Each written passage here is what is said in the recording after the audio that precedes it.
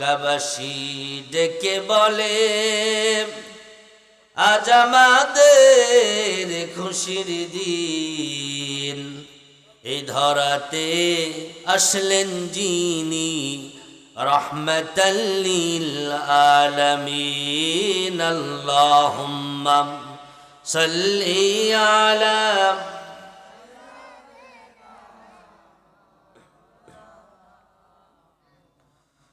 ওয়া আলা আলি সাইয়্যিদিনা। কেউ আপনাকে পাগল বলে, কেউ বা বলে জাদুকর, কেউ আপনাকে পাগল বলে। রাসূলকে পাগল বলে নাই, পাগল বলে গালি দিয়েছে। কেউ আপনাকে পাগল বলে, কেউ বা বলে জাদুকর। আল্লাহ বলেন ওগো হাবিব আপনি আমার পয়গম্বর। আল্লাহুম্মা সাল্লি আলা মাওলানা মুহাম্মদ ওয়া আলা আলি সাইয়্যিদিনা। বালাগাল উলা বিকামালিহি কাশাফাদ দুজা বিজামালিহি হাসনাত জামিউ খিসালিহি সাল্লু আলাইহি।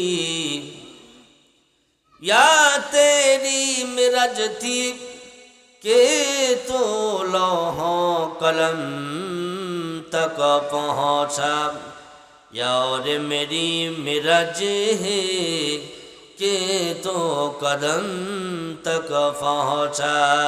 बलगल उला बिकमालिही कशफत दुजा बिजमालिही हसनत जमीअ खिसालिही सल्लु अलैहि व आलिहि। अल्लाहुम्मा आमीन। रब्बना ज़लमना अनफुसना व इन लम तगफिर लना व तरहमना लनकूनन्न मिनल खासिरीन। रब्बना ज़लमना أنفسنا وإن لم تغفر لنا وترحمنا لنكونن من الخاسرين। আয় আল্লাহ তাআলা, আয় আল্লাহ তাআলা, গোপালপুর সোনারপাড়া জামে মসজিদ কর্তৃক আয়োজিত আয় আল্লাহ বিরাট ইসলামের সব সবার রব্বুল আলামিন, আয় আল্লাহ তাআলা এই সবার আয়োজন যারা করেছেন রব্বুল আলামিন, আর শোনার জন্য যারা দূর দূরান্ত থেকে এসেছেন রব্বুল আলামিন, কাল কিয়ামতের কঠিন ময়দানে রব্বুল আলামিন, আয় আল্লাহ তুমি এটা নাজাতের মাধ্যম করে দিও আল্লাহ।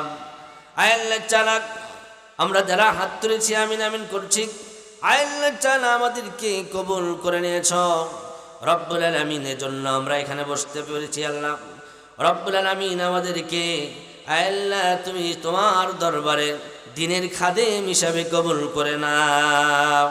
আয় আল্লাহ তাআলা আমাদের জীবনের গুনাহগুলি মাফ করে দাও রব্বুল আলামিন। আয় আল্লাহ তাআলা আমাদের পিতা মাতা যাদের বিদায় হয়ে গেছে কবরটারে জান্নাতের টুকরা বানায়া দাও। রব্বির হামহুমা কামা রব্বায়ানি সগীরা, রব্বির হামহুমা কামা রব্বায়ানি সগীরা। تقبل منا إنك أنت السميع العليم وتب علينا إنك أنت التواب الرحيم. سبحان ربك رب العزة عما يصفون وسلام على المرسلين والحمد لله رب العالمين. وجل آخر كلامنا عند الموت بحق لا إله إلا الله মুহাম্মাদুর রাসূলুল্লাহ সাল্লাল্লাহু আলাইহি ওয়াসাল্লাম।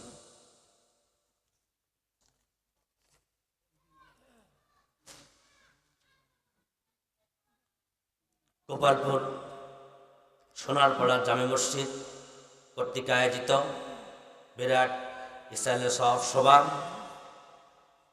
আজকের এই সভায় সম্মানিত সভাপতি, সম্মানিত প্রধান অতিথি, বিশেষ অতিথি, বরেণ্য অতিথি, আমন্ত্রিত অতিথি, আজকের এই মাহফিলের প্রধান মেহমান, প্রধান বক্তা, আমাদের সুপরিচিত মুফতি আব্দুল আউয়াল শেরপুরি সাহেব, আল্লাহ পাক তার হায়াতে এবং ইলেমে বারাকা দান করুন বলি আমিন। আমার পূর্বে অনেক বক্তা কথা বলেছেন, সুন্দর সুন্দর কথা বলেছেন, তাদেরকে দ্বীনের খাদেম এবং আলেম হিসেবে আল্লাহ পাক যেন কবুল করে নেন বলি আমিন।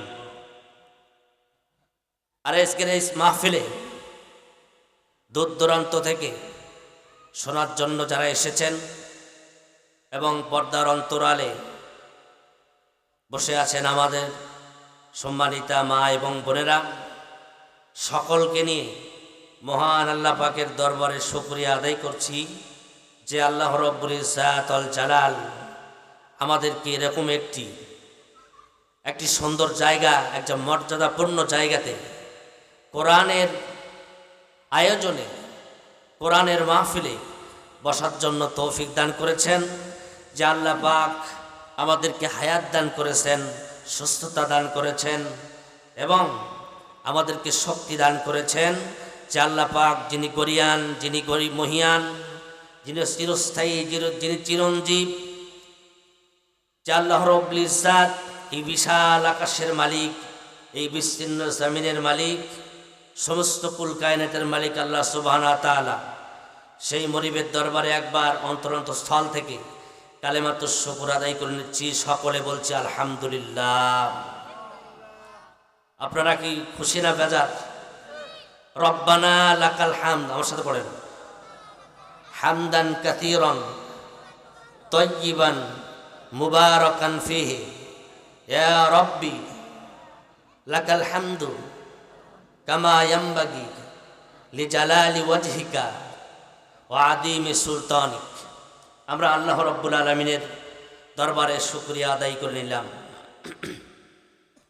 অতঃপর দরুদ ও সালাম পেশ করছি সেই সর্বকালের, সর্বযুগের সর্বশ্রেষ্ঠ মহামানব, রাহমাতাল লিল আলামিন, সারারে কায়নাত, আশরাফুল আম্বিয়া, বিশ্ব নবীর প্রতি সকলে বলছি সাল্লাল্লাহু আলাইহি ওয়াসাল্লাম। প্রিয় উপস্থিতি, আল্লাহ পাক এই পৃথিবীতে সবচাইতে বেশি সম্মানিত করেছেন কাদেরকে বলেন তো? মানুষদেরকে। সবচেয়ে বেশি সম্মান দিয়েছেন কাদেরকে? মানুষকে সবচেয়ে বেশি সম্মান দিয়েছেন। কিন্তু এই মানুষগুলোই তাদের এই সম্মানকে বিনষ্ট করেছে আল্লাহর হুকুম আহকাম থেকে দূরে সরে যাওয়ার কারণে। কথা বলেন ঠিক কিনা? এই সম্মান তারা রাখতে পারে নাই। আমি এই রণবীর বেলা সোনারপাড়া জামে মসজিদ কর্তৃক আয়োজিত প্রতি বছর ইসলামী জলসা, ইসলামের সভা অনুষ্ঠিত হয়, কিন্তু দেখা যায় এই এলাকায় যত মানুষ আছে এই লোকগুলো এই মাহফিলের আশেপাশে ঘোরাফেরা করে, খাওয়া দাওয়া করে, দোকানপাট ইত্যাদিতে ঘোরাফেরা করে, সময় নষ্ট করে, অথচ এখানে বসে না। কথা ঠিক কিনা? এটা কি মিথ্যা কথা বললাম? বসে না, কিন্তু এটা খুবই দুঃখজনক। অথচ আল্লাহ তাআলা বলছেন যখন কোরআনের বয়ান হয়, কোরআন যখন তেলাওয়াত করা হয়, তোমরা সেটা মনোযোগ সহকারে শোনো। কি সহকারে শোনো? মনোযোগ সহকারে শোনো। আশা করা যায় তোমাদের উপরে আল্লাহর রহমত, আল্লাহর করুণা বর্ষণ হবে। কিন্তু এর থেকে আমরা সবচাইতে বেশি দূরে। প্রিয় উপস্থিতি, আমাদের এখানে লোক সংখ্যা খুবই কম।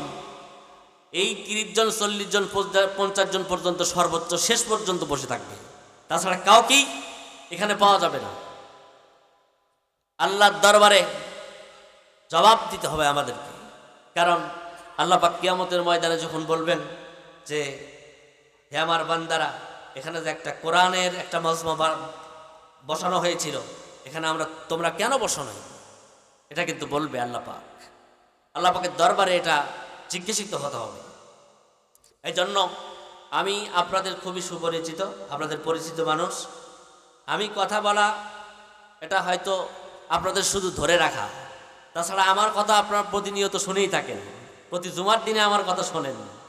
আমার কথার অত গুরুত্ব হয়তো আসবে না, কিন্তু আপনাদের গোছানো সাজানোর জন্য আমি হয়তো কিছুক্ষণ কিছু সময় আপনাদের থেকে চেয়ে নিচ্ছি, কিছু কথা বলবো। শুনবেন তো ইনশাল্লাহ? আপনারা রাজি আছেন তো? এবং আমি উদাত্ত আহ্বান জানাচ্ছি, প্রিয় ভাইয়েরা, যারা আমরা আশেপাশে ঘোরাফেরা করছি, দয়া করে মেহেরবানি করে প্যান্ডেলের মধ্যে আসি, বসে পড়ি, দুটি কথা শুনি।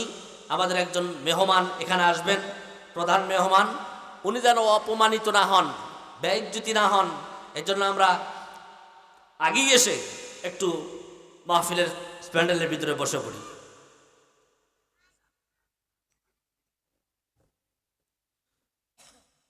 আল্লাহ পাক আমাদের সকলকে তৌফিক দান করুন, বলি আমিন। বেশটা বাড়া দাও। তো বলতেছিলাম যে আল্লাহ পাক তার সৃষ্টিকুলের ভিতরে আদম সন্তানদেরকে আল্লাহ পাক বেশি মর্যাদা দিয়েছেন। কি দিয়েছেন? মর্যাদা দিয়েছেন। আল্লাহ রাব্বুল আলামিন বলছেন কোরআনুল কারীমে,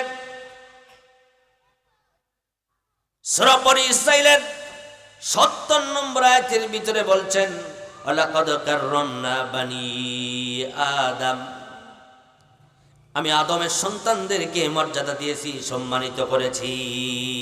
বলেন সুবহানাল্লাহ। এখন এই আদম সন্তান কারা? আপনাদেরকে যদি জিজ্ঞাসা করা হয়, আদমের সন্তান কারা, আপনারা এক বাক্য উত্তর দিবেন, আমরাই তো আদম সন্তান। আদম সন্তান আমরা হলাম। এর প্রমাণ আল্লাহ রাব্বুল আলামিন কোরআনুল কারীমের মধ্যে তুলে ধরেছেন। আমরা আদমের সন্তান, আদম থেকে আমরা এসেছি। আল্লাহ পাক কোরআনুল কারীমের মধ্যে বলছেন, এ কথা সুন্দরভাবে বলে দিয়েছেন, তোমরাই হচ্ছে আদমের সন্তান, তোমরা আদমের থেকেই এই দুনিয়ার ভিতরে তোমরা নারী এবং পুরুষ জাতি প্রতিষ্ঠিত হয়েছ। আল্লাহ পাক বলছেন, আইয়ুহান নাসু তাকু রাব্বাকুমুল্লাযী খালাকাকুম মিন নাফসিন ওয়াহিদা ওয়া খালাকা মিনহা যাওজাহা ওয়া বাত্থা মিনহুমা রিজালান কাসীরান ওয়া নিসা। আল্লাহু আকবার। ইয়া আইয়ুহান নাসু তাকু, হে মানুষেরা, হে লোক সকল, হে মানব মণ্ডলী, ইত্তাকু, তোমরা আল্লাহকে ভয় করো, ইত্তাকু, তোমরা ভয় করো, রব্বাকুমুল্লাযী, ওই রবকে ভয় করো, আল্লাযী খালাকাকুম, যিনি তোমাদেরকে সৃষ্টি করেছেন, মিন নাফসিন ওয়াহিদা, একটি প্রাণ হতে তোমাদেরকে সৃষ্টি করেছেন। আমার প্রিয় ভাইরা, এই পৃথিবীতে মানব মণ্ডলীর সর্বপ্রথম আল্লাহ পাক হযরতে আদম আলাইহিস সালাম থেকে সৃষ্টি করেছেন। এই জন্য আল্লাহ পাক বলছেন, একটি প্রাণ হতে তোমাদেরকে সৃষ্টি করা হয়েছে। আখালাকা মিনহা যাওজাহা, এবং তার থেকেই তার সহধর্মিণীকে, তার স্ত্রীকে সৃষ্টি করা হয়েছে। ওয়াবাত্তা মিনহুমা রিজালান কাসীরান ওয়া নিসা, এবং তাদের দুইজন থেকেই এই দুনিয়ার বুকে অগণিত নারী আর পুরুষকে আল্লাহ রাব্বুল আলামিন সৃষ্টি করে সারা দুনিয়ার বুকে ছেড়ে দিয়েছে। সুতরাং আমরা আসলাম হচ্ছে কোথা থেকে? হযরতে আদম আলাইহিস সালাম থেকে। আমরা আদমের সন্তান। এখন আল্লাহ পাক এই আদমের সন্তানদের ভিতরে আবার আল্লাহ পাক দুইটি ভাগ করেছেন। কয়টি ভাগ করেছেন? দুইটি ভাগ করেছেন। খেয়াল করুন, একটু সময় ধরে খেয়াল করুন। দুটি ভাগ করে দিয়েছেন, একটি পুরুষ জাতি, একটি নারী জাতি। কথা ঠিক কিনা? নারী জাতিরা হলো আমার মা, আমার কন্যা, আমার স্ত্রী, আমার বোন, তাই নাকি? এই হচ্ছে নারী জাতি। তো আমার প্রিয় ভাইরা, আর একটি জাতি হচ্ছে পুরুষ জাতি। এই দুই জাতিকে আল্লাহ রাব্বুল আলামিন আদমের সন্তান বলে ঘোষণা দিয়েছেন। আমার প্রিয় ভাইরা, আমি এখানে প্রতি বছরই যে কথাগুলো বলি, এই কথাগুলো থেকে আমি এইবারে আমার কানে এসেছে মা বোনদের পক্ষ থেকে যে মা বোনদের ব্যাপারে কোনো কথা বলা হয় না। কি বলা হয় না? আমরা অনেক ওয়াজি করি কিন্তু মা বোনদের ব্যাপারে কোনো কথাই আমরা বলি না।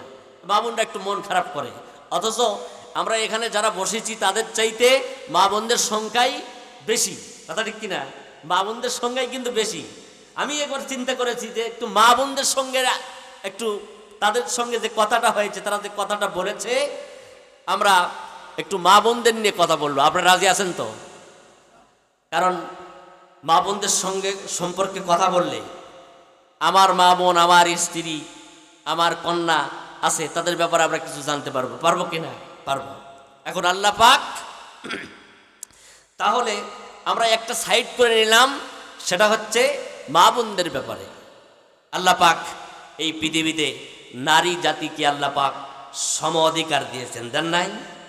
দিয়েছেন, সমান অধিকার দিয়েছেন। আল্লাহ পাক নারী জাতিকে সম্মানিত করেছেন, যে সম্মান কোনো জাতি, যে সম্মান কোনো ধর্ম, কোনো গোষ্ঠী আজ পর্যন্ত দিতে পারে নাই, যে সম্মান আল্লাহ রাব্বুল আলামিন। দিন চলে গেল, সন্তানটা আর একটু বড় হয়ে গেল। কেমনে কেমনে আমি জানতে পারলাম এই সন্তানটা কোনো পালক সন্তান নয়, এই সন্তান আমার স্ত্রীর গর্ভে, এটাই হলো আমার সন্তান। তখন আমার মনের ভিতরে আর রাসূলুল্লাহি এমন এক রাগের জমাট বাঁধল, আমার স্ত্রী আমাকে মিথ্যা কথা বলেছে, এমন রাগের সঞ্চার হয়ে গেল। আমি ভাবলাম যে এই সন্তানকে কিভাবে হত্যা করা যায়, আমি আস্তে আস্তে প্ল্যান করতে লাগলাম, পরিকল্পনা করতে লাগলাম। এরপরে সন্তানটা বড় হয়ে গেল। আমি স্ত্রীকে বুঝতে দিলাম না, আমি কোনোভাবে স্ত্রীকে জানতে দিলাম না, কোনোভাবেই বুঝতে দিলাম না। এই সন্তানকে আমি কোলে নেই, আমি আদর করি, যত্ন করি, ভালোবাসি। আমাকে এই সন্তানটা বাবা বাবা বলে ডাকে। এরপরে যখন আর একটু বড় হয়ে গেল, সন্তানটা এত সুন্দর চেহারা ছিল, ইয়া রাসূলুল্লাহ, আমি এই সন্তানকে আমি নির্মমভাবে হত্যা করার জন্য পরিকল্পনা করলাম। কিছুদিন যাওয়ার পরে স্ত্রী যেন বুঝতে না পারে আমার ভালোবাসা সন্তানের প্রতি কম হয়ে গেছে, কমতি হয়ে গেছে, এটা যেন বুঝতে না পারে, আমি আরো ভালোবাসা শুরু করলাম, আমি আরো যত্ন নেওয়া শুরু করলাম, আমি তাকে আরো খেয়াল করতে শুরু করলাম।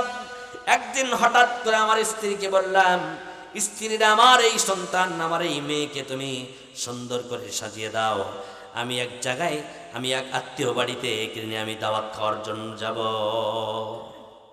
আমি একদিন এ কথা বললাম, ইয়া রাসূলুল্লাহ, আমি আমার স্ত্রীকে ধোকা দিলাম, দিয়ে বললাম সে কে সুন্দর করে সাজিয়ে দাও, আমি একটু বেড়াতে যাব, আত্মীয় স্বজন বাড়ি গিয়ে ঘুরে আসবো, আমার এই কলিজার টুকরা মেয়েকে নিয়ে আমি ঘুরে আসবো। স্ত্রী সঙ্গে সঙ্গে আমার কথা বিশ্বাস করলো। বিশ্বাস করার পরে বলল যে ঠিক আছে, তুমি যেহেতু আত্মীয় বাড়ি যাবে, ঘুরতে যাবে, বেড়াতে যাবে, মেয়েকে নিয়ে যাবে, মেয়ের প্রতি তার যে ভালোবাসা, এটা দেখে স্ত্রী কোনোভাবেই বুঝতে পারে নাই যে তার সন্তানকে হত্যা করা হবে। স্ত্রী এর পরে সুন্দর করে সাজিয়ে দিল। আমি লুকিয়ে লুকিয়ে একটি অস্ত্র নিলাম, নিয়ে আমার কন্যাকে নিয়ে চললাম বালুকাময় মরুভূমির ভিতরে অনেক নির্জন প্রান্তের দিকে চলে গেলাম, ধু ধু মরুভূমির মধ্যে চলে গেলাম। যাওয়ার পরে এই সন্তানটা আমার আগে সামনে যায়, আবার পিছনে যায়, আমাকে বাবা বাবা বলে ডাকতে থাকে। ইয়া রাসূলুল্লাহ, আমি তাকে নিয়ে গেলাম, এইভাবে নিয়ে গিয়ে মাঝ মরুভূমির মধ্যে সন্তানকে দাঁড়িয়ে রেখে আমি একটা গর্ত খোঁড়া আরম্ভ করলাম। এই গর্ত খোঁড়ার পর আমি এই গর্ত করতে গিয়া খনন করতে গিয়া এই সন্তানটা আমার বারবার আমার কাছে এসে ডাকে, বাবা তুমি এখানে করছো কেন, এখানে গর্ত করছো কেন, কি করবা তুমি, তুমি না আমাকে ঘুরতে নিয়ে যাবা, তুমি কেন গর্ত করো, এত কষ্ট করছো কেন, তোমার তো শরীর থেকে ঘাম বের হচ্ছে, তুমি তো হাঁপিয়ে যাচ্ছ, তুমি তো ক্লান্ত হয়ে যাচ্ছ, বাদ দাও। আমার এই ছোট্ট মেয়ে আমাকে এসে আমার কপাল থেকে ঘামগুলো মুছে দেয়, ঘাম মুছে দিয়ে বলে, বাবা তুমি এই কাজ করো না, তুমি হাঁপিয়ে যাচ্ছ, তুমি ক্লান্ত হয়ে যাচ্ছ, বাদ দাও। আমি মেয়ের কথা শুনলাম না, আমার মনের ভিতরে এমন এক ক্ষোভের জন্ম হয়েছে যে ছোট্ট মেয়ের কচি মুখের কথাও আমার মন গলাতে পারে না। আমি খুঁড়তে থাকলাম। যখন আমি মাটিতে আঘাত করে মাটিগুলো এসে আমার দাঁড়িতে লেগে যায়, আমার এই ছোট্ট মেয়ে সে এসে আমার দাঁড়ির ধুলোগুলো ছেড়ে দেয়। ধুলোগুলো ছেড়ে দিয়ে বলে, বাবা তোমার গায়ে তো মাটি লাগছে, তুমি এই কাজ বন্ধ করে দাও, এই কাজ করো না। আমার এই ছোট্ট মেয়েটা তো জানে না যে তাকেই হত্যা করার জন্য আমি গভীর গর্ত খনন করছি। আমার প্রিয় ভাইয়েরা, শেষ পর্যন্ত আমি গভীর একটা গর্ত খনন করলাম। খনন করার পর আমার এই ছোট্ট নিষ্পাপ কলিজার টুকরা মেয়েকে হাত পাও বেঁধে নিলাম। আমার মেয়ে বলছে, বাবা আমাকে বাঁধো কেন, কি হয়েছে, আমাকে কেন হাত পাও বেঁধে ফেলছো? আমি কোনো উত্তর দিলাম না, জবাব দিলাম না। তাকে হাত পাও বেঁধে আমি যখন গর্তের মধ্যে ফেলে দিলাম, ফিকে ফেলে দিলাম, দেওয়ার পরে মেয়ে কেঁদে বলল, বাবা তুমি আমাকে গর্তের মধ্যে ফেলে দিলে কেন? রাসূল কারীম সাল্লাল্লাহু আলাইহি সাল্লাম তার কথা শুনতেছেন, আর নবীজির চোখ দিয়ে দর করে পানি পড়ে দাড়িগুলো ভিজা যাচ্ছিল। কোনো কথা বলছেন না, নবীজি শুধু বলছেন তুমি বলতে থাকো। লোকটা বলল, এরপরে আমি মাটি চাপা দেব। এই মুহূর্তে আমি একটা বড় পাথরের টুকরো নিয়ে আসলাম, এসে আমার মেয়ের দিকে মারব। তখন আমার ছোট্ট মেয়ের জবান খুলে গেল, বলল, বাবারে তুমি আমাকে মারবা, নিশ্চয় মেরে ফেলবা। বাবা তুমি আমারে মেরো না, আমি তোমার বাবার পরিচয় আমি কাউরে দেব না, সমাজে আমি দেব না। আমি তোমার বাড়ি থেকে চলে যাব, প্রয়োজনে আমি পথে পথে ঘুরে পথ শেষের মধ্যে চলবো, ভিক্ষা করে খাবো, মানুষের কাছে এসে খাবো, তাও তোমাকে আমি বাবা বলে পরিচয় দিব না, তোমার সম্মানের উপরে আমি আঘাত করব না, আমারে ছেড়ে দাও। এরপরও লোকটা বলছে, ইয়া রাসূলুল্লাহ, এরপরও আমার মন গলল না। পাথরটা আমি ফিক্কে মেরে দিলাম আমার মেয়ের বুকের দিকে, বুকটা পেতে ফিঙ্কি দিয়ে রক্তগুলো আমার এসে গায়ে লাগলো।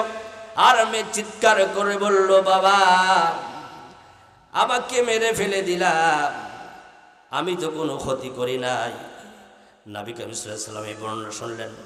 শোনার পরে বললেন, কেঁদে কেঁদে নবীজি বলছেন যে মানুষে এত নির্মম কাজ করতে পারে নাকি?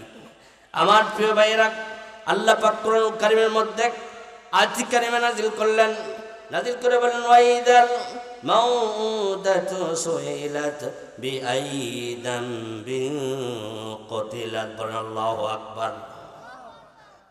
আর যখন জীবন্ত সমাধিস্থ কন্যাকে জিজ্ঞেস করা হবে, কিয়ামতের দিন জিজ্ঞেস করা হবে কি অপরাধে তাদেরকে হত্যা করা হয়েছিল, সেদিন তাদেরকে কিয়ামতের দিন জিজ্ঞাসা করা হবে।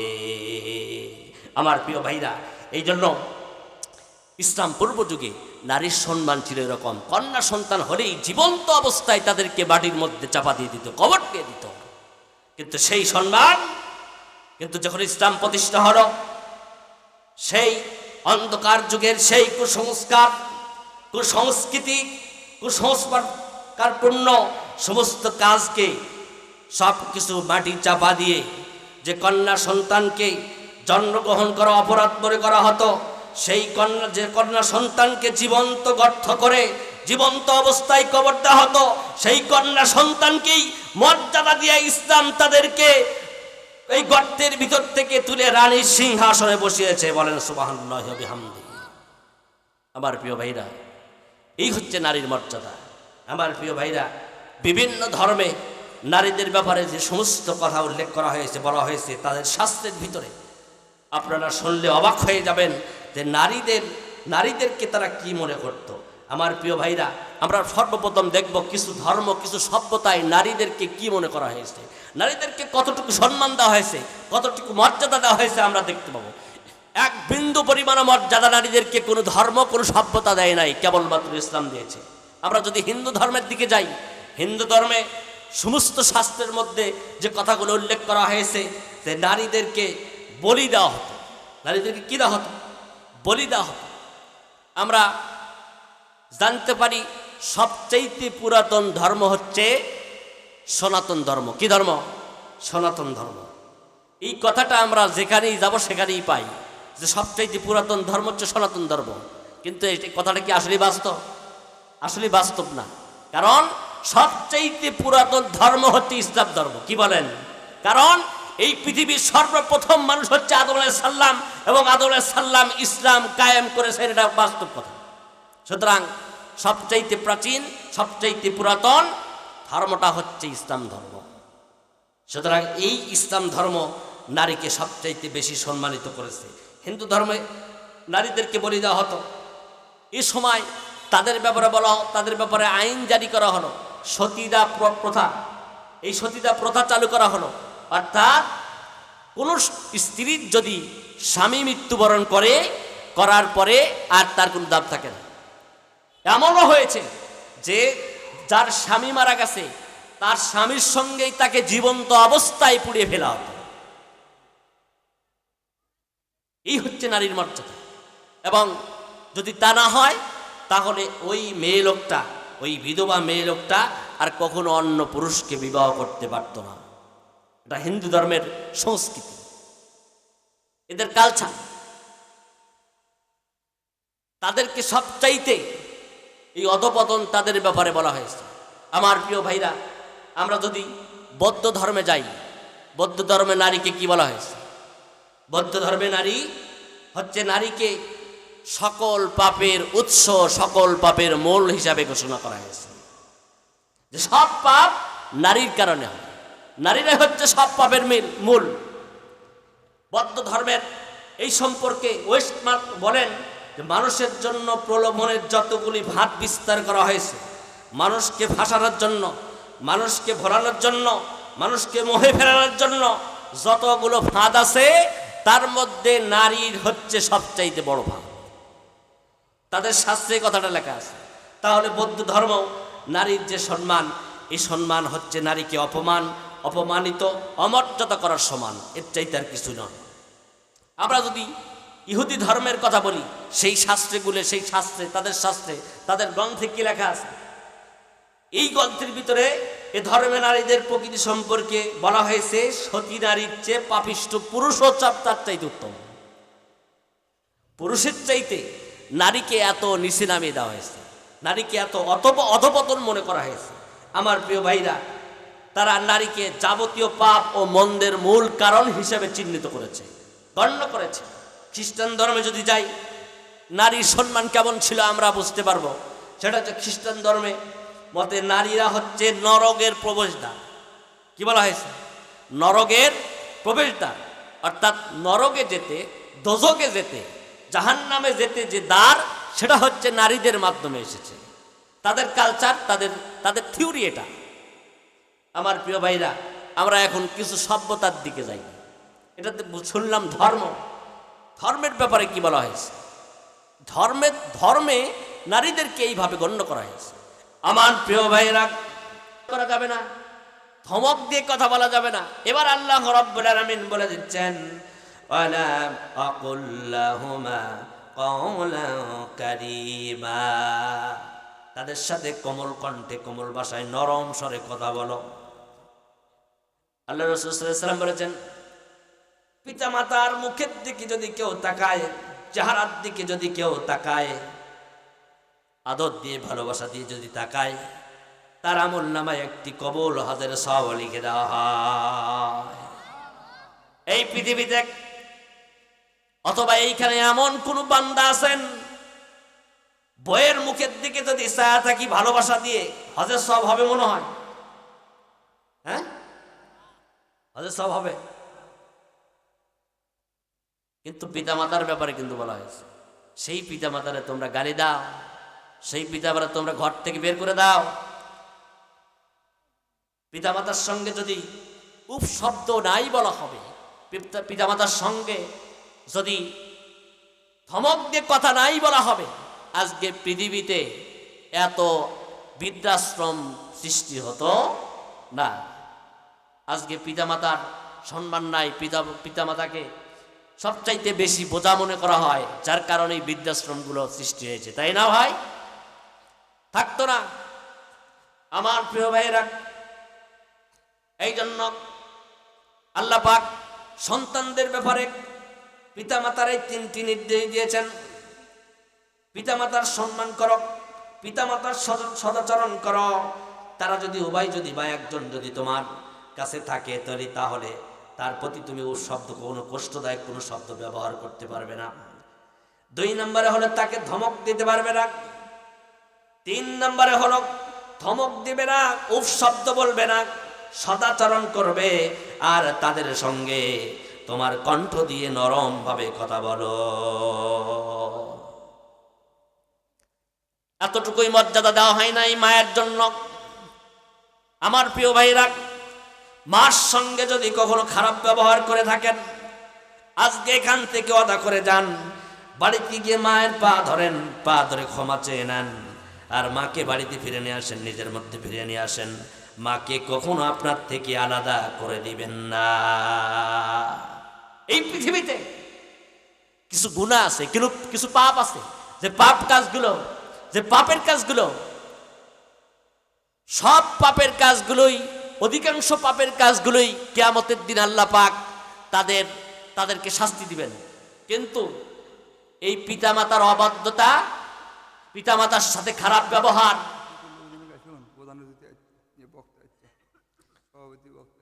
আমার প্রিয় ভাইরা, আমাদের মাঝে আমাদের প্রধান বক্তা এসে গেছেন, উনি বিশ্রামে আছেন, আর প্রধান অতিথিও এসেছেন। আমার ভাইরা যারা আমরা আশেপাশে ঘোরাফেরা করছি, দয়া করে আমি আপনাদের মসজিদের খতিব হিসাবে আপনাদের দুটি পায়ে হাত দিয়ে বলছি, আপনারা সকলেই সব কিছু ছেড়ে, দোকানপাট ছেড়ে একটু দয়া করে এখানে আসুন তো। দয়া করে এই মঞ্চের আশপাশে আসুন। আমাদের সভাপতি সাহেব এসেছেন, আপনারা অতি দ্রুত আসুন। আমাদেরকে আর অপমানিত আপনারা করবেন না। আপনারা অতি দ্রুত এসে স্ট্যান্ডের মধ্যে বসে পড়ুন। আমাদের এখানে মঞ্চে জায়গা আছে, এখানে বসে পড়ুন। আপনারা দয়া করে আসুন। আমার প্রিয় ভাইরা,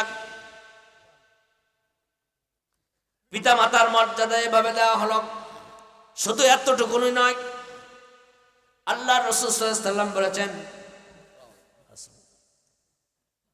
সন্তানের জন্য পিতামাতা এত মর্যাদাবান, এত সম্মানিত সন্তানের কাছে, যে আল্লাহ রাসূল সাল্লাল্লাহু আলাইহি ওয়াসাল্লাম বললেন, আল জান্নাতু তাহতা আকদামিল উম্মাহাত। আল্লাহু আকবার।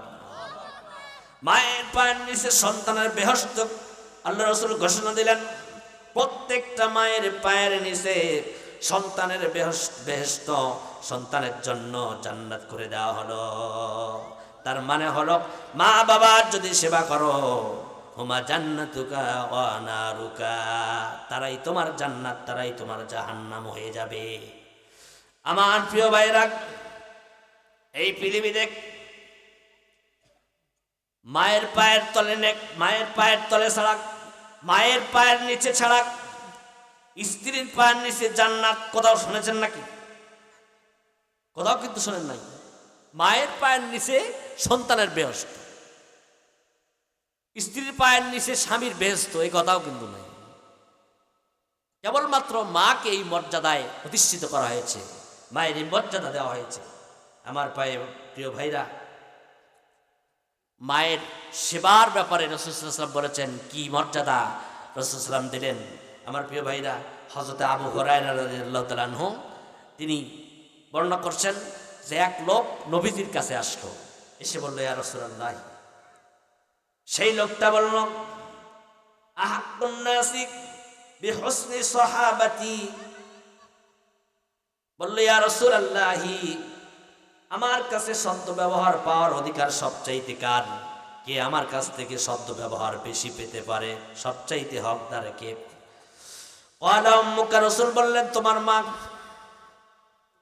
লোকটি যখন বলল, পিতা মাতা দুই জনের কথা উল্লেখ করা হয়েছে, পিতা এবং মাতা, তাদের মধ্যে আমার কাছ থেকে শব্দ ব্যবহার সবচাইতে বেশি পাওয়ার অধিকার কার আছে? রাসূল বললেন, উম্মুকা, তোমার মা। লোকটি আবার বলল, ক্বালা সুম্মা, লোকটি আবার বলল, মান? ক্বালা, তারপরে কে? লোকটি বলল, ইয়া রাসূলুল্লাহ, বুঝলাম, সবচাইতে মা, তারপরে কে? ক্বালা সুম্মা উম্মুকা, এরপরে বলা হলো তোমার মা। এরপরে লোকটি বলল, তারপরে কে? নবীজি বললেন তোমার মা। লোকটি বলল তার বড় কে? বলে তোমার পিতা। তাহলে মায়ের কথা কয়বার বলা হলো? 3 বার মায়ের মর্যাদা 3 গুণ বাড়ি দেওয়া হলো, পিতার ব্যাপারে মাত্র 1 বার বলা হয়েছে। সুতরাং পিতার চাইতে মায়ের মর্যাদা আল্লাহ রাব্বুল আলামিন 3 গুণ বেশি করে দিয়েছে। মর্যাদা কম নয় আমার প্রিয় ভাইরা। এজন্য এই পৃথিবীতে আমার মা বোনরা যারা এসেছেন তাদেরকে ইসলাম সম্মানিত করেছে, তাদেরকে ইসলাম মর্যাদা দিয়েছে, পৃথিবীর কোনো মানুষ মর্যাদা দেয় নাই। সুতরাং পৃথিবীর জাতি, গোষ্ঠী, গোত্র, সম্প্রদায় তারা নারীর সম্মান, নারীর ইজ্জতকে লুণ্ঠিত করেছে, ধুলোয় মিশিয়ে দিয়েছে। কেবলমাত্র ইসলামী নারীর মর্যাদা প্রতিষ্ঠা করেছে। বলেন সুবহানাল্লাহি ওয়া বিহামদিহি। আমার প্রিয় ভাইরা, এই নারীকে এত মর্যাদা দেওয়া হলো। আল্লাহ রাব্বুল আলামিন নারীর মর্যাদা শুধু এতটুকুই সীমাবদ্ধ রাখেন নাই, উত্তরাধিকার ক্ষেত্রেও নারীকে অধিকার দেওয়া হয়েছে। আমার ভাইরা, অন্যান্য ধর্মের নারীরা পিতার সম্পত্তির উত্তরাধিকারী হতো না, পিতার সম্পত্তিতে ভাগ পেত না। কিন্তু ইসলাম পিতার সম্পত্তিতে এবং স্ত্রী স্বামীর সম্পত্তিতে তারা উত্তরাধিকার হয়ে গেল। উত্তরাধিকারী করেও আল্লাহ রাব্বুল আলামিন নারীদেরকে মর্যাদা দিয়েছেন। বলেন সুবহানাল্লাহ। লা ইলাহা, জোরে লা ইলাহা ইল্লাল্লাহ, লা ইলাহা, নারে তাকবীর, নারে তাকবীর, নারে তাকবীর। প্রধান বক্তার আগমন। সোনারপাড়া জামে মসজিদের পক্ষ থেকে লাল গোলাপ শুভেচ্ছা। নারে তাকবীর। আমরা যদি কিছু সভ্যতার কথা বলি, এই পৃথিবীতে যারা নিজেদেরকে সভ্য জাতি হিসেবে মনে করে তারা আসলে সভ্য নয়, তারা হচ্ছে সবচাইতে উঁচু মানের অসভ্য লোক, অসভ্য জাতি। কারণ এই সভ্যতাতে নারীদেরকে এক বিন্দু পরিমাণও সম্মানিত করতে পারে না।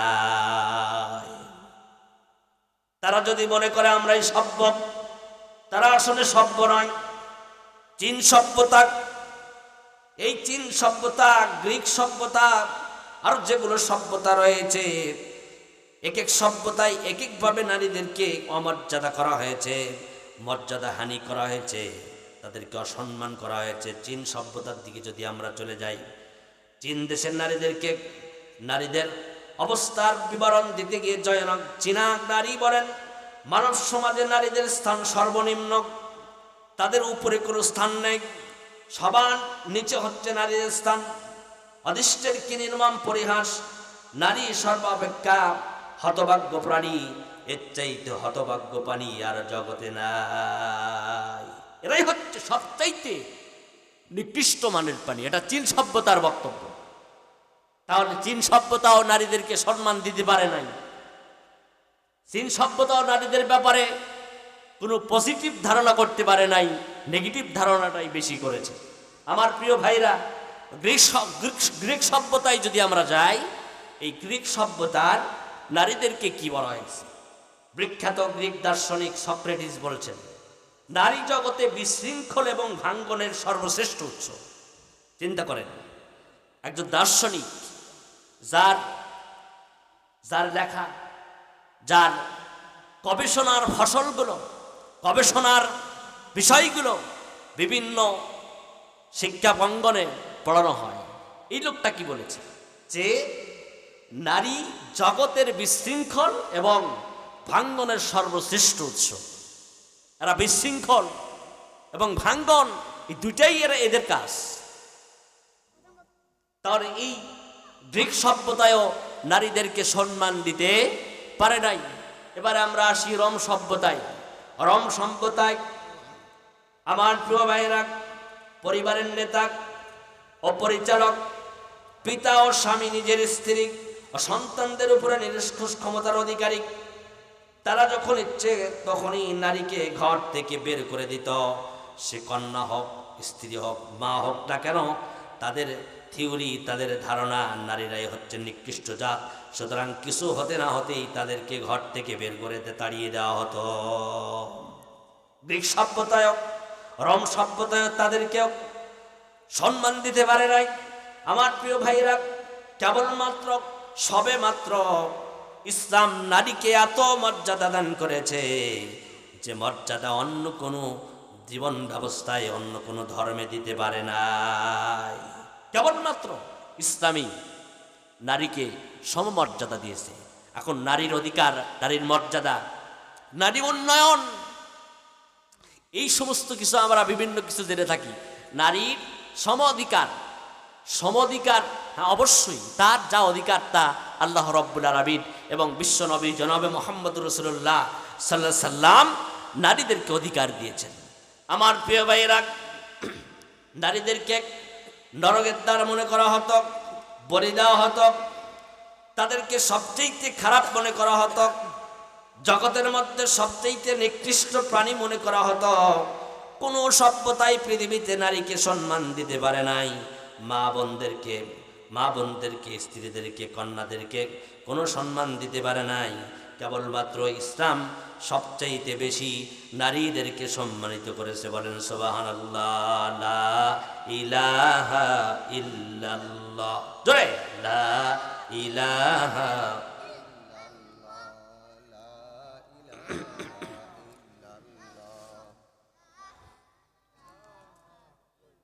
আপনারা মনে হচ্ছে রোজা আছেন নাকি? রাত করে রোজা থাকে কেন? একটু জোরে বলেন না কেন? অল্প লোক হোক, কিন্তু আমাদের আওয়াজ যদি বড় হয় তাহলে ওটা কিন্তু বড় শোনা যাবে। লা ইলাহা, জোরে লা ইলাহা।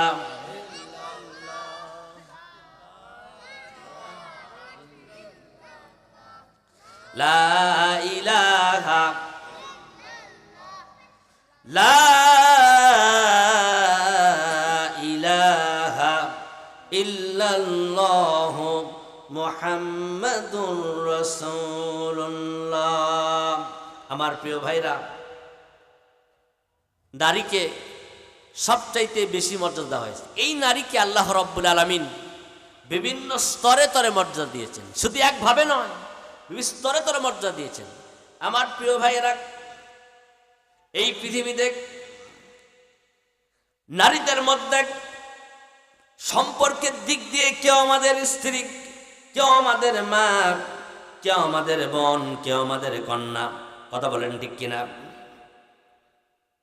আমাদের প্রতিজনের বাড়িতে মা আছে, বোন আছে, স্ত্রী আছে, কন্যা আছে, আছে না নাই? আমার প্রিয় ভাইরা, ইসলাম এক একজনের এক এক মর্যাদা দিয়েছে। আমরা যদি প্রথমেই যাই কন্যা হিসাবে আল্লাহ রাব্বুল আলামিন সবচাইতে বেশি মর্যাদা নারীদেরকে দিয়েছেন। যে নারীদেরকে ইসলাম পূর্ব যুগে হত্যা করে ফেলা হতো, সেই কন্যা সন্তান সম্পর্কে ইসলাম কি বলে জানুন? আমার প্রিয় ভাইরা, আমাদের সমাজে কন্যা সন্তান জন্ম হওয়াকে এক সময় খুব মুসিবত মনে করা হতো, খুব অকল্যাণ মনে করা হতো। আমার প্রিয় ভাইরা, আল্লাহ নবী সাল্লাল্লাহু আলাইহি সাল্লাম বলেছেন, যার একটি কন্যা সন্তান হলো তার জন্য একটি জান্নাত। বলেন সুবহানাল্লাহ। যার একটি সন্তান, কন্যা সন্তান, তার একটি জান্নাত। এরপরে আরেক সাহাবী বলল, ইয়া রাসূলুল্লাহ, যদি কারো দুটি কন্যা সন্তান থাকে, আল্লাহ রাব্বুল আলামিন যদি কাউকে দুটি কন্যা সন্তান দেন, তার জন্য কি হবে? বলে তার জন্য দুটি সন্তান, দুটি জান্নাত, দুটি কন্যা সন্তান, দুটি জান্নাত তার জন্য। বলেন সুবহানাল্লাহ। এত উৎসাহ, এত মর্যাদা নারীদেরকে দিয়েছে। হযরত মুসা আলাইহিস সালাম আল্লাহ পাকের সঙ্গে তুর পর্বতে কথা বলতেন। কথা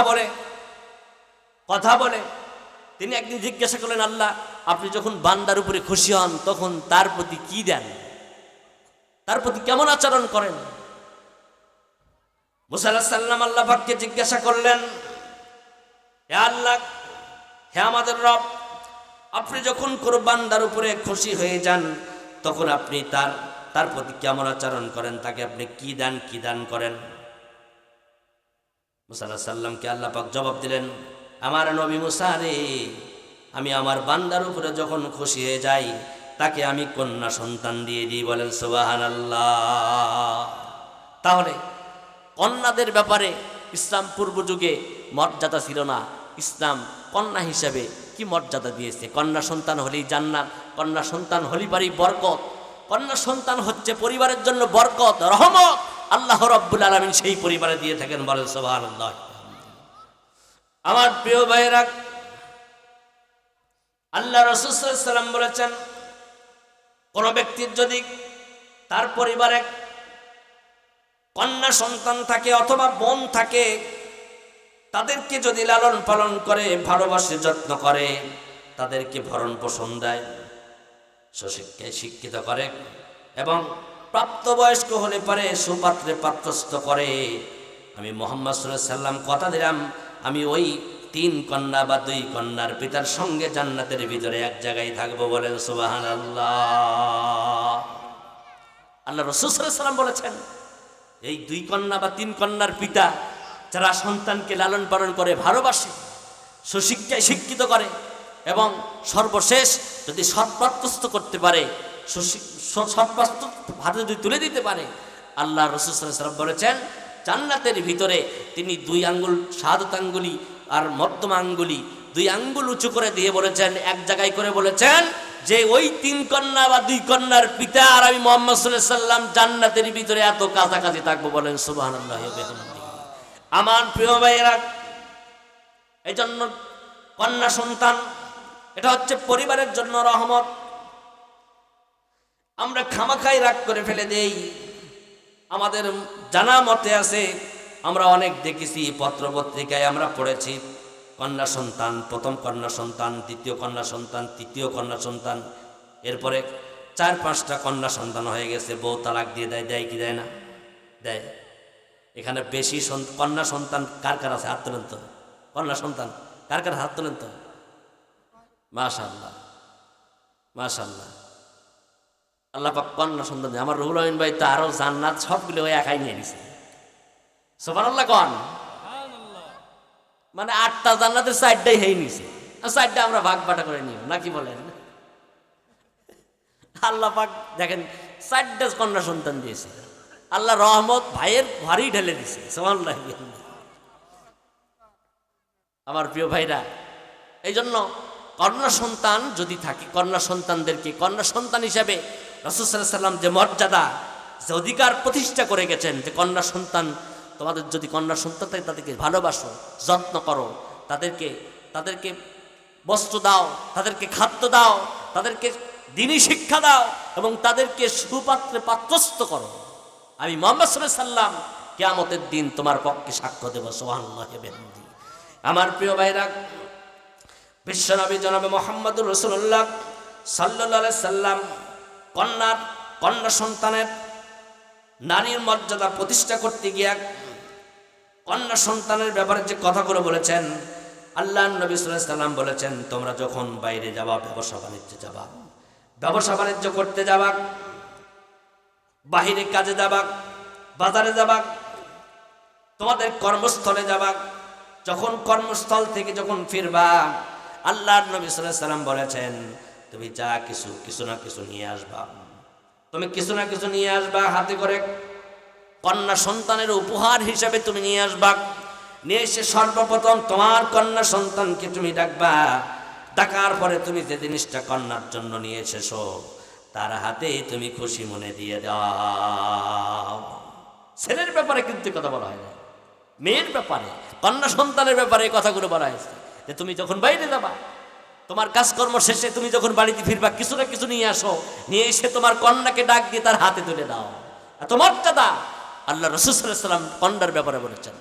আমার প্রিয় ভাইরা, আল্লাহর নবী সাল্লাল্লাহু আলাইহি ওয়াসাল্লাম বলেছেন, তোমার যদি কন্যা সন্তান থাকে, তোমার কন্যা সন্তানকে তুমি গালি দিও না। এমন ভাষা প্রকাশ করো না তার সামনে, তাকে এমন কথা বলো না তার মনটা খারাপ হয়ে যায়, তুমি তাকে গালি দিও না, কারণ আমি মুহাম্মদ সাল্লাল্লাহু আলাইহি সাল্লাম নিজেই কন্যাদের পিতা। বলেন সুবহানাল্লাহ। নবী সাল্লাল্লাহু আলাইহি সাল্লামের সব ছেলে সন্তানগুলো মারা গেছে, শুধু ছিল কারা? কন্যা সন্তানগুলো জীবিত ছিল। সব ছেলেগুলো আল্লাহ পাক নিয়ে গেলেন, কন্যা সন্তানগুলো জীবিত রেখে গেছেন। আল্লাহ নবী সাল্লাল্লাহু আলাইহি সাল্লাম গর্ব করে বললেন, ও আমার সাহাবীরা শোনো, তোমরা কন্যা সন্তানকে গালি দিও না, কারণ আমি মুহাম্মদ সাল্লাল্লাহু আলাইহি সাল্লামের কন্যা সন্তানকে গালি দিলে কষ্ট লাগে, কারণ আমি মুহাম্মদ সাল্লাম নিজেই কন্যা সন্তানের পিতা। সুবহানাল্লাহি বিহামদিহি। আমার ভাইয়েরা, কন্যা সন্তানকে কন্যা সন্তান হিসেবে নারীর এভাবে মর্যাদা দেওয়া হলো। কন্যা সন্তান হওয়ার পরে যেন সমাজের মর্যাদা হানি মনে করা না হয়, অকল্যাণ মনে করা না হয়, অমর্যাদা মনে করা না হয়, মর্যাদাহীন মনে না করা হয়। এভাবে কন্যা সন্তানের ব্যাপারে নবী সাল্লাল্লাহু আলাইহি সাল্লাম তার উম্মতদেরকে এভাবে শিক্ষা দিলেন। এরপরে আমরা যদি যাই, আমরা কন্যা সন্তানের পরেই আমরা যেটা পাবো সেটা হচ্ছে স্ত্রী হিসাবে আল্লাহ পাক নারীদেরকে মর্যাদা দিয়েছে। শুধু কন্যা সন্তান নয়, আমি বলছি নারীদেরকে, মেয়েদেরকে রাসূল সাল্লাল্লাহু আলাইহি সাল্লাম এবং আল্লাহ তাআলার কোরআন পদে পদে মর্যাদা দিয়েছে নারীদেরকে। এবার আমরা আসি, নারীদেরকে আল্লাহ রাব্বুল আলামিন এবং বিশ্বনবী সাল্লাল্লাহু আলাইহি সাল্লামের আদর্শ নারীকে স্ত্রী হিসেবে মর্যাদা দিল। আমি বলছিলাম যে নারীদের মর্যাদার উল্লেখ করতে গিয়া কেউ আমাদের স্ত্রী, কেউ কন্যা, কেউ বোন, কেউ মা, আমাদের কেউ না কেউ আছে। স্ত্রী হিসাবে নারীকে মর্যাদা দেওয়া হলো, অধিকার দেওয়া হলো, মর্যাদা প্রতিষ্ঠা করা হলো। আমার প্রিয় ভাইরা, আমরা পুরুষ মানুষ, যখন আমরা নারীদেরকে বিবাহ করি সে আমাদের স্ত্রী হয়ে যায় কিনা? বিবাহের মাধ্যমে স্ত্রী গ্রহণ করতে হয়, স্ত্রী বানাতে হয়। সুতরাং এই স্ত্রী আমাদেরকে, আমাদের ইসলাম স্ত্রীদেরকে যে মর্যাদা দিয়েছে, যে অধিকার দিয়েছে, সে অধিকার অবাক করা কথা কোরআন এবং হাদিসে বর্ণনা করা হয়েছে।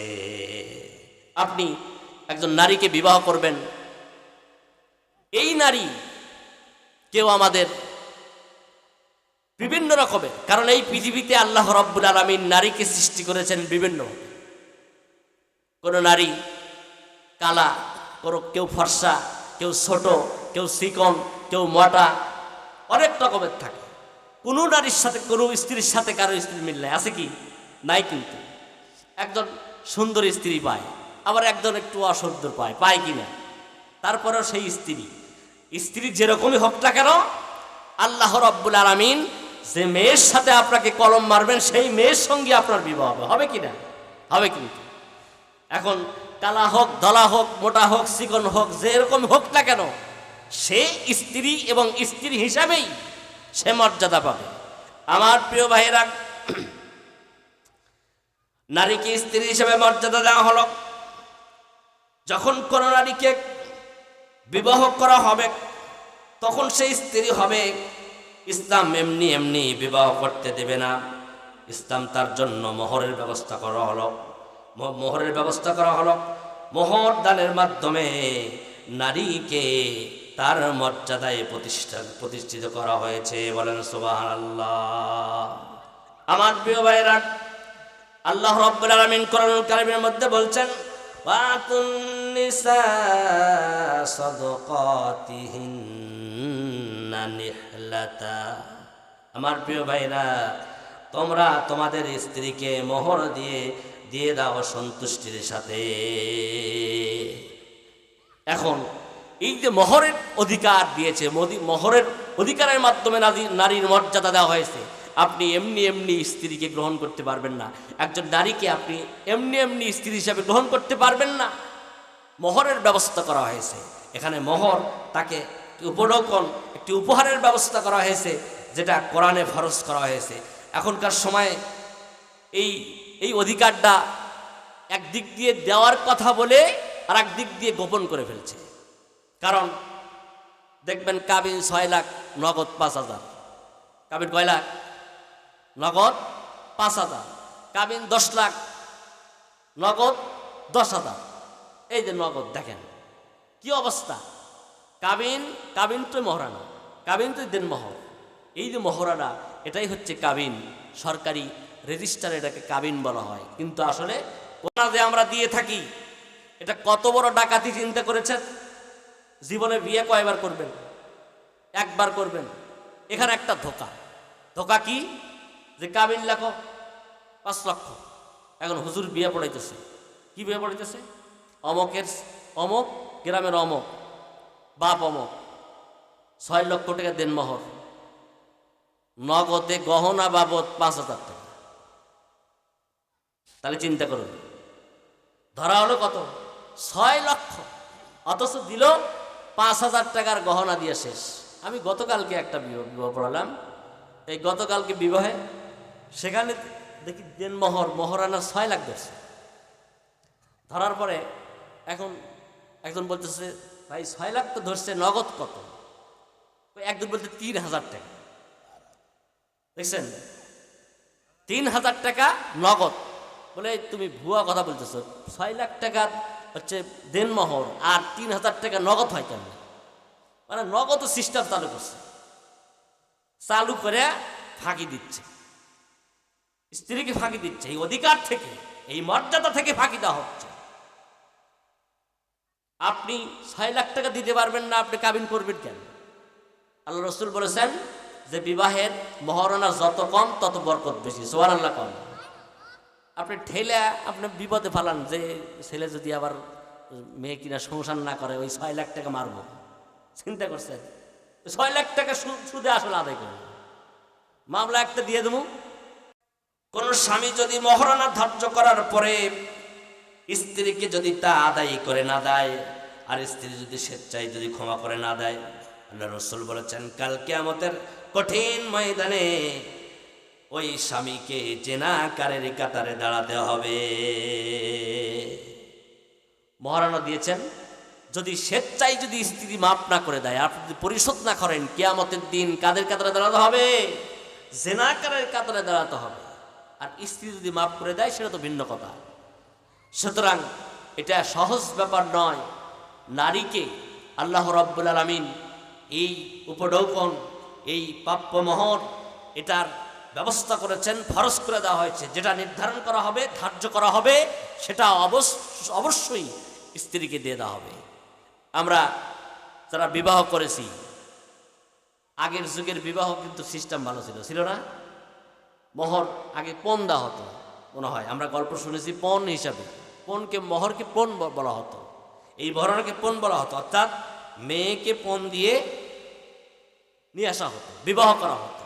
আর এখন ছেলেকে দেওয়া লাগে, মেয়ের পরিবর্তে ছেলেকে দেওয়া লাগে। ওই যে নামে রেজিস্ট্রি করা হয়েছে, নামে কয়েক হাজার টাকা একটু নাকফুল হয়তো কিছু দিয়ে পরিশোধ করলো। ছেলেকে কি দিবে সেই চিন্তা, ছেলে কি নিবে সেই চিন্তা।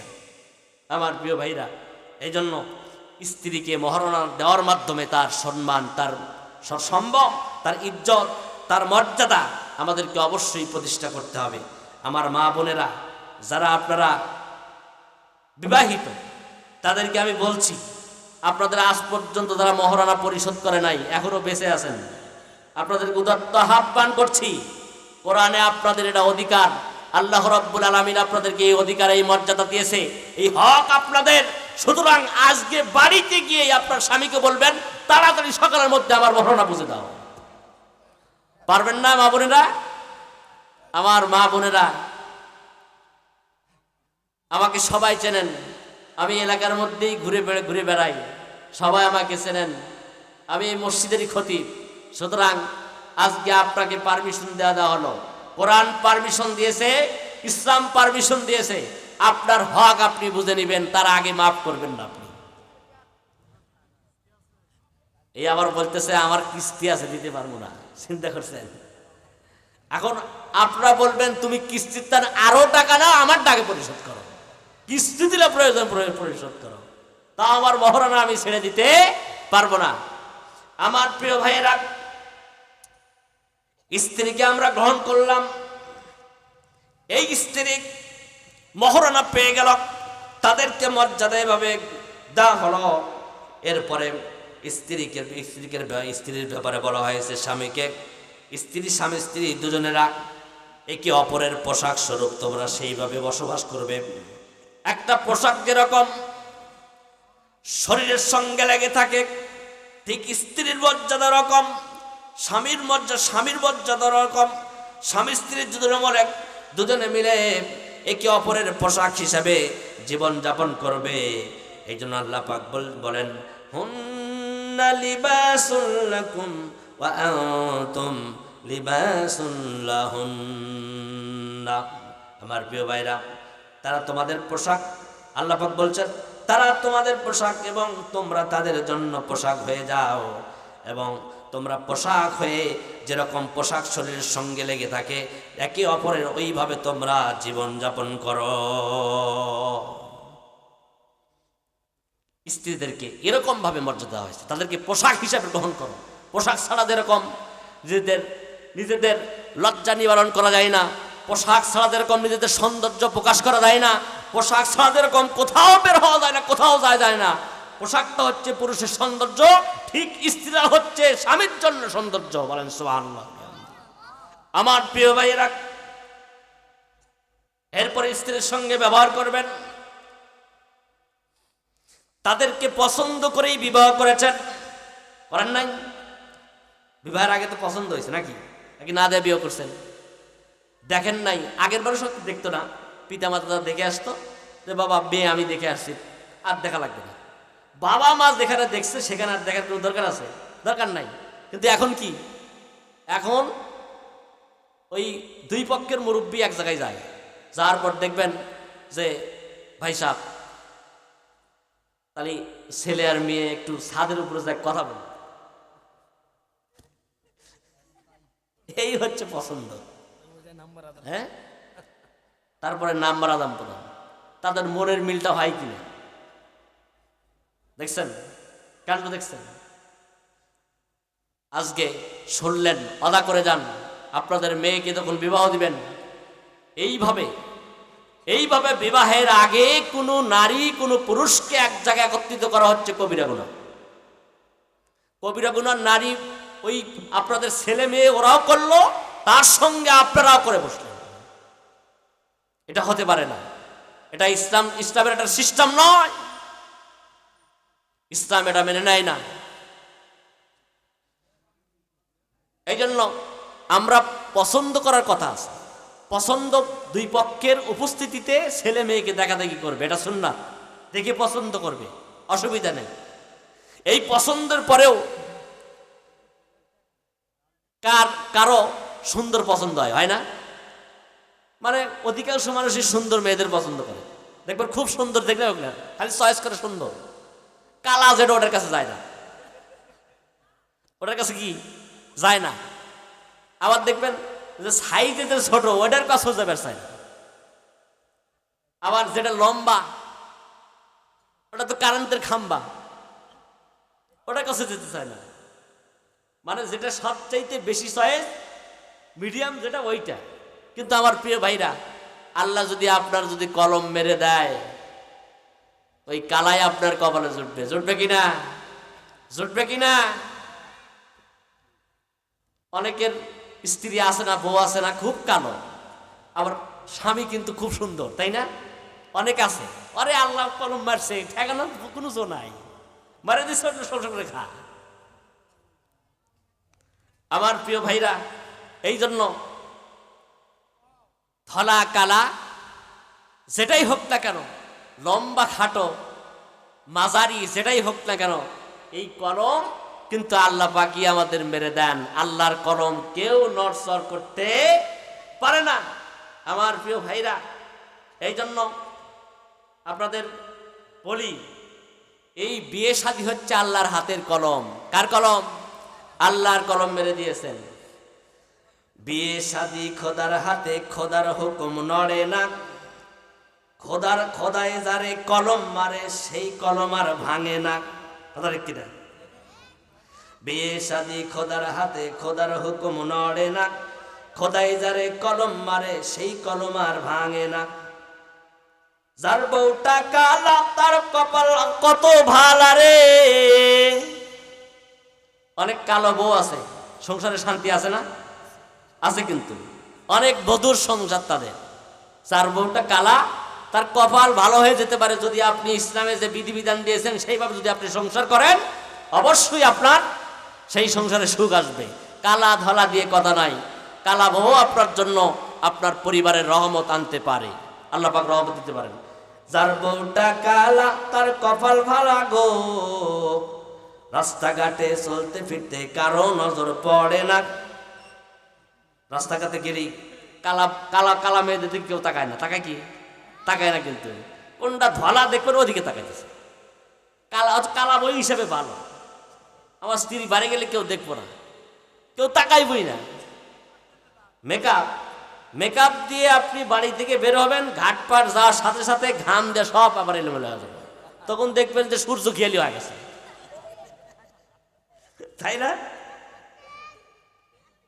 যার বউটা কালা তারি কপাল ভালা গো, রাস্তাঘাটে চলতে ফিরতে কারো নজর পড়ে না। খোদাই যারে কলম মারে সেই কলম আর ভাঙে না। বিয়ে শাদি খোদার হাতে, খোদার হুকুম নড়ে না। খোদাই যারে কলম মারে সেই কলম আর ভাঙে না। যার বউটা মোটা তারি কপাল গো ভালা গো, আছে না নাই? বৈশাখ মাসে ঝড় তুফানে ঘরের খুঁটি লাগে না। খোদাই যারে কলম মারে সেই কলম আর ভাঙে না। বিয়ে শাদি খোদার হাতে, খোদার হুকুম নড়ে না। খোদাই যারে কলম মারে সেই কলম আর ভাঙে না। যার বউটা শিখনা তারি কপাল ভালা গো, সালা ছায়া বেলায়ুজ বানাইতে যে বেশি কাপড় লাগে না। খোদাই যারে কলম মারে সেই কলম আর ভাঙে না। ঠিক কিনা? আমার প্রিয় ভাইরা, একটু মজা দিলাম এই জন্য যে স্ত্রী যেন কোনো রকমের হতে পারে না। যাকে আল্লাহ পাক যার সাথে কলম মেরে দেবে সেই তার সাথে সে পেয়ে যাবে। আমার প্রিয় ভাইরা, আল্লাহ রাব্বুল আলামিন স্ত্রী যেরকম হোক না কেন তার সঙ্গে সৎভাবে বসবাস করা, জীবন যাপন করার জন্য আল্লাহ রাব্বুল আলামিন নির্দেশ দিয়েছেন। আল্লাহ পাক বলেন, ওয়াশিরুহুন্না বিল মারুফ। বলেন আল্লাহু আকবার। তোমরা তোমাদের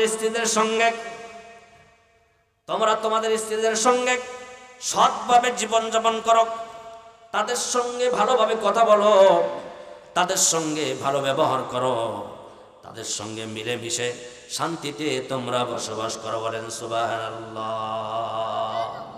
আমার প্রিয় ভাইরা, এজন্য স্ত্রী হিসাবে নারীকে মোটেই কিন্তু পিছিয়ে ফেলে নাই, মোটেই কিন্তু অমর্যাদা করে নাই। সবচাইতে বেশি মর্যাদা আল্লাহ রাব্বুল আলামিন স্ত্রীদেরকে দিয়েছেন, নারীকে স্ত্রী হিসাবে দিয়েছেন। আমার প্রিয় ভাইরা, তাহলে আমরা জানলাম একজন নারীকে কন্যা হিসেবে মর্যাদা দিলেন, স্ত্রী হিসেবে মর্যাদা দিলেন। এবারে আমরা আসব, সবচাইতে নারীকে সম্মান দিয়েছেন মা হিসাবে। নারীকে আল্লাহ রাব্বুল আলামিন সম্মানিত করেছেন। বলেন সুবহানাল্লাহ। আমার প্রিয় ভাইয়েরা, আমরা এই পৃথিবীর এই ধরাধামে, এই পৃথিবীর সুখ সৌন্দর্য, পৃথিবীর সৌন্দর্য, পৃথিবীর আলো আমরা যাদের মাধ্যমে দেখেছি, সে হচ্ছেন কে? আমাদের মা হিসাবে আল্লাহ রাব্বুল আলামিন নারীকে সম্মান দিয়েছেন। আমরা প্রত্যেকেই মায়ের গর্ভে থেকে পৃথিবীতে আসি নাই? আমাদের কারো মা আছে, কারো মা নাই, তাই না? কারো মা চলে গেছে, আবার কারো মা জীবিত আছে। আমার প্রিয় ভাইরা, মা হিসাবে ইসলাম নারীকে মর্যাদায় অধিষ্ঠিত করেছেন। আমার প্রিয় ভাইরা, নারীকে মা হিসাবে মর্যাদা দিলেন। মর্যাদা দিয়ে আল্লাহ রাব্বুল আলামিন বললেন, ওয়াকাদা রাব্বুকা আল্লা তা'বুদু ইল্লা ইয়্যাহু ওয়া বিল ওয়ালিদাইনি ইহসানা ইম্মা يبلغن عندك الكبر أحدهما أو كلاهما فلا تكن لهما أف ولا تنهرهما وقل لهما قولا كريما الله أكبر তোমার রবের পক্ষ থেকে ফয়সালা করে দিয়েছেন এটাই, তোমরা তার ব্যতীত কারো ইবাদত করো না, কারোর ইবাদত করো না, তার ইবাদতের পরেই একমাত্রই তার ইবাদত করো। আর পিতা মাতা দুইজন, তাদের সাথে সদ্য ব্যবহার করো, ভালো ব্যবহার করো। বলেন সুবহানাল্লাহ। তাহলে এখান থেকে আমরা জানতে পারলাম আমার রবের ইবাদতের পরে মায়ের স্থান আল্লাহ রাব্বুল আলামিন করে দিয়েছেন। বলেন আল্লাহু আকবার। মায়ের মর্যাদা কম না বেশি? অনেক বেশি করে দিয়েছেন। এরপরে আল্লাহ পাক বলছেন ইম্মা ইয়াবলুগান্না ইনদাকাল কিবারা আহাদাহুমা আও কিলাহুমা, তোমাদের পিতামাতা তাদের বৃদ্ধ অবস্থায়, তাদের বৃদ্ধ জীবন দশায় তাদের একজন অথবা দুইজনই যদি তোমাদের মধ্যে আসে, তোমাদের সাথে আসে, উভয় অবস্থায় যদি তোমাদের সাথে থাকে, তাহলে তাদেরকে তোমরা কি বলো না, ফালা তাকুল্লাহুমা উফিন, উফ শব্দ তোমরা তাদের প্রতি প্রয়োগ করো না। উফ শব্দ যদি পিতামাতা একজন অথবা দুইজন, কারো পিতা বেঁচে আছে মাতা নাই, কারো মা বেঁচে আছে কিন্তু বাবা নাই, আছে না নাই? কারো আবার দুইজনই বেঁচে আছে, আছে না? আছে এরকম। তাহলে তাদের দুইজন অথবা একজন, পিতা হোক মাতা হোক, যেই তোমাদের কাছে থাকুক না কেন, তারা বৃদ্ধ হয়ে গেছে, তারা চলতে পারে না, ইনকাম করতে পারে না, কাজকর্ম করতে পারে না, তারা তো এখনো অসহায়। তারা যদি তোমাদের কাছে থাকে, তাহলে কোনো ব্যাপারেই তাদেরকে এমন শব্দ উচ্চারণ করো না, এমন কথা বলো না যারা তারা মনে কষ্ট পায়। উফ শব্দ উল্লেখ করতে, কালিমাতে উফিন, অর্থাৎ উফ শব্দ, তে শব্দ শুনলি পারে উহ ব্যথার অনুভব হয়, এই কথাটা আল্লাহ উল্লেখ করেছেন।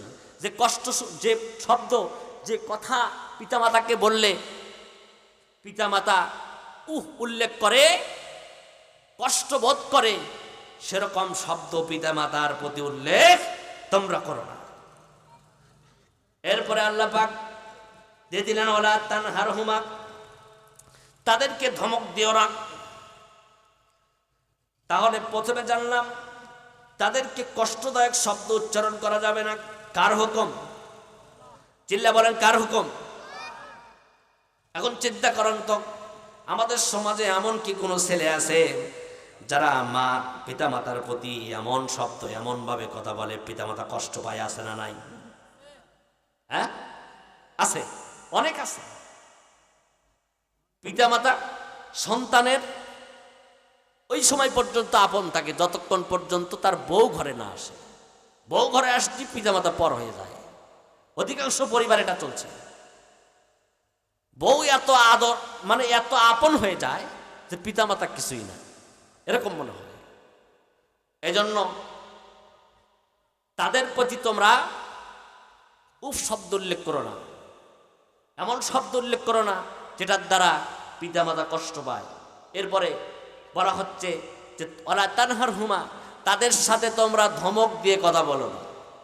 অনেক ছেলে আছে চিল্লা কথা কয় মা বাবার উপরে, আছে না? চিল্লা তুমি বেশি বোঝো,